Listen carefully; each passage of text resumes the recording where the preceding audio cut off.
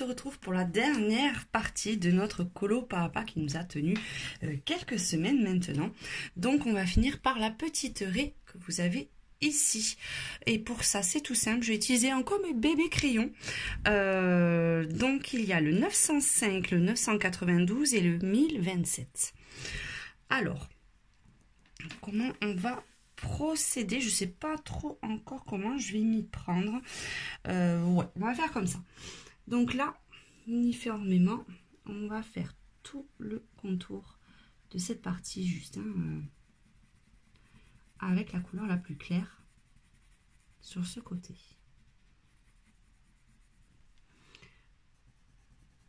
Pareil ici.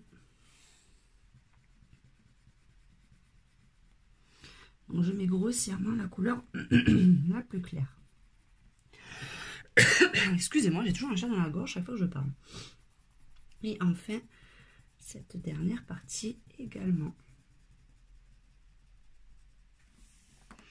Ensuite, on va passer à la couleur un tout petit peu plus foncée. Et pareil, on commence un petit peu sur la couleur la plus claire et on dégrade. Donc très grossièrement. Donc vous voyez, je laisse un petit peu de traces blanches, mais c'est vraiment pas grave du tout parce que tout ça va disparaître quand je vais estomper. Hop là! Si je me prends la caméra, ça va pas le faire. Et la dernière partie du bas. Comme ceci aussi. Et on remonte. Enfin, je vais prendre ma couleur la plus foncée et je vais... Là, je suis vraiment super mal placée. Donc, c'est un peu plus compliqué. Et je vais faire le centre de ma petite raie. Hop, voilà. Là, c'est vraiment une technique assez rapide. Hein, pour le faire, vous allez voir.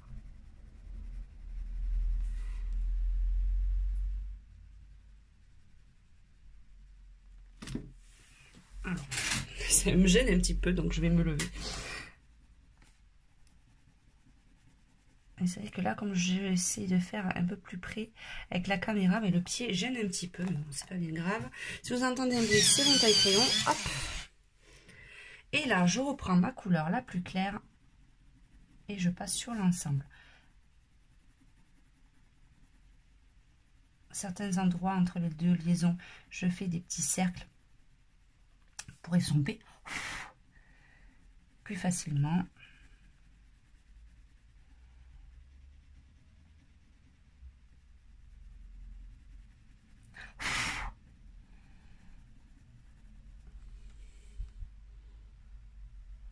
Ensuite, hop, on va prendre cette partie-là.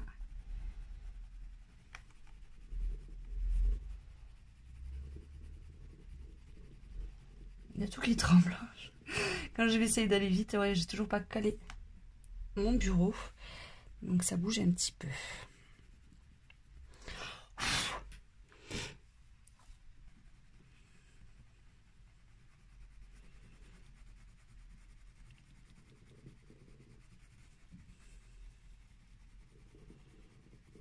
Donc bien sûr, comme à chaque vidéo, je vous mets les liens produits en barre d'infos pour ceux qui cherchent. J'ai pris Prismacolor, le livre, les Posca, enfin tout le matériel que je peux utiliser pour faire ma colo. N'hésitez pas, sur toutes mes vidéos, je mets toujours les liens en barre d'infos. Je ne le précise pas à chaque fois, mais n'hésitez pas à aller voir les infos que vous pouvez trouver à chaque fois en barre d'infos de chaque vidéo. Ça bouge, hein?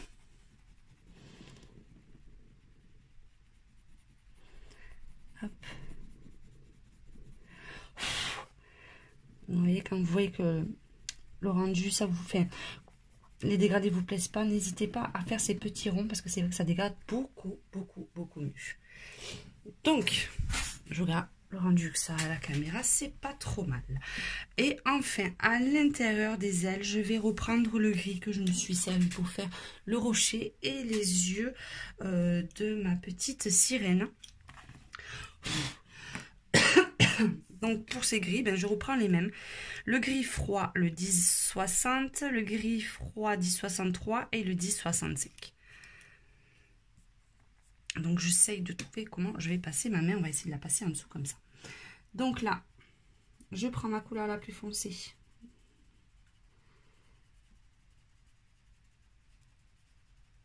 Je fais l'intérieur.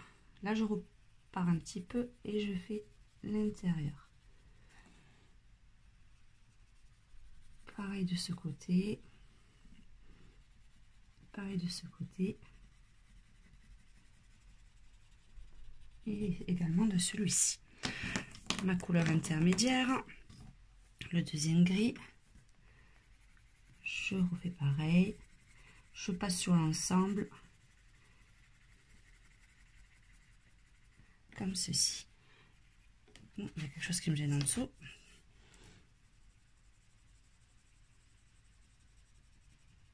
Là. Je fais toute cette partie-là. Après. Et là, je prends enfin ma couleur la plus claire et je passe sur l'ensemble. N'hésitez pas, comme je vous ai dit dans mes précédentes vidéos, si vous souhaitez que vos traits noirs de contour... alors attendez, parce qu'il y a un truc qui me gêne en fait dessous, c'est cette partie-là.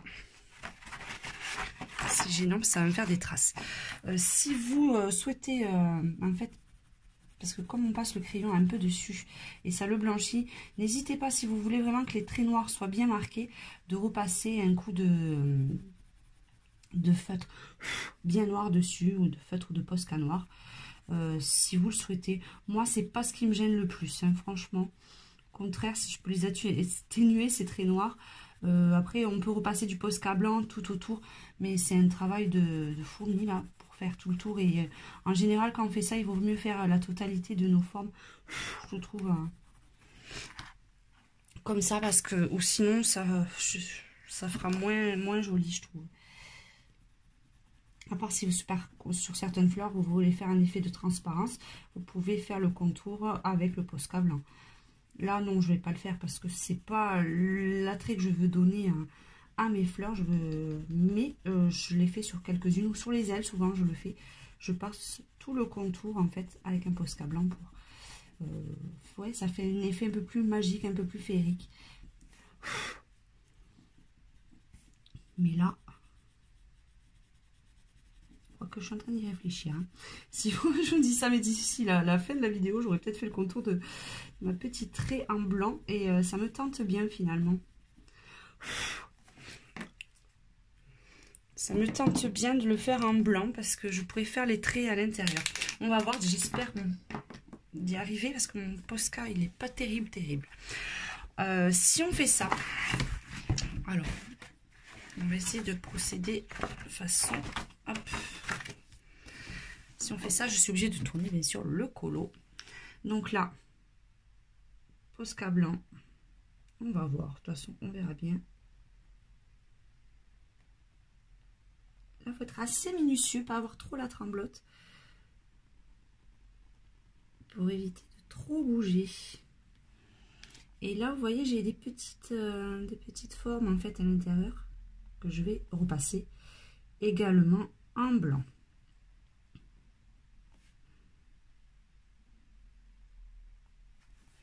Ouais, je pense que ça sera pas trop mal en fait.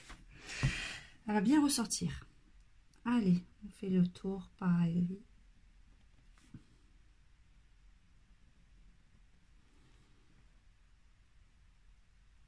Là, c'est plus long parce que vous voyez, il y a les rainures à faire à chaque fois.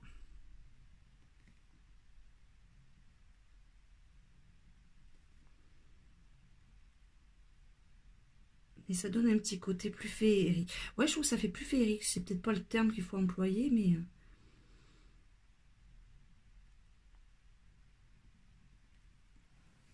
Voilà pour cette partie-là.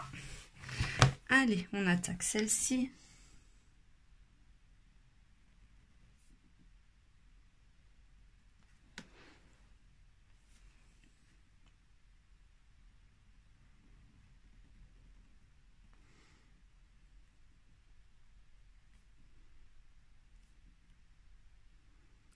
par contre, excusez-moi, je parle pas trop là.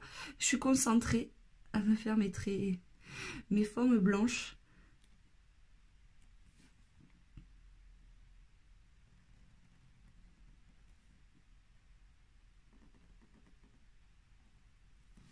Hop, je vais ramorcer un tout petit peu moins parce que... Oh là, j'ai tellement ramorcé que j'ai fait une énorme crotte blanche sur ma feuille.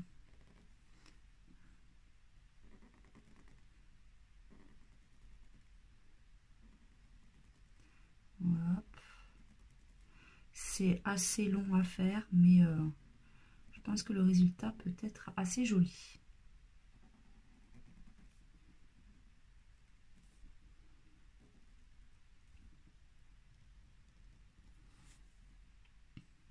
Hop. Il nous manque que le dessous.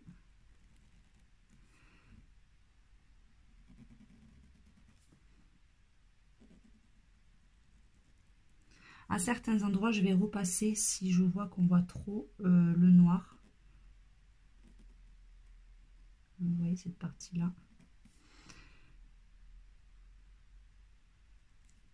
Il ne faut pas hésiter à repasser, même si le trait est un peu plus épais.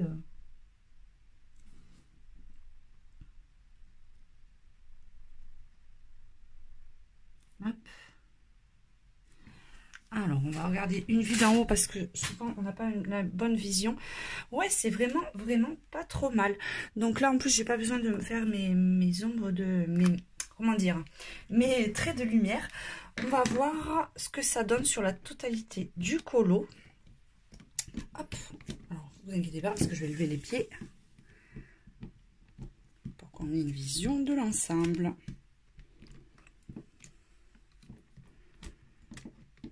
Voilà, enfin on a le colo en entier. Mais voilà, on a le colo en entier et terminé. Donc on récapitule ce qu'on a fait. On a fait une première partie au néocolor pour faire l'eau effet un petit peu aquarelle. Après on s'est retrouvés ensemble pour faire les fleurs de la même teinte avec un dégradé au Prismacolor. Ensuite, on a eu le visage, pareil, au Prismacolor, les yeux, les cheveux, pareil, la bouche au Prismacolor. Et enfin, la dernière partie, mais on a fait notre petit ré avec le contour au Posca. J'espère que ce colo pas à pas vous aura plu. On se retrouve très prochainement pour de prochains tutos et de prochaines vidéos. On se fait de gros bisous à tous. Ciao, ciao.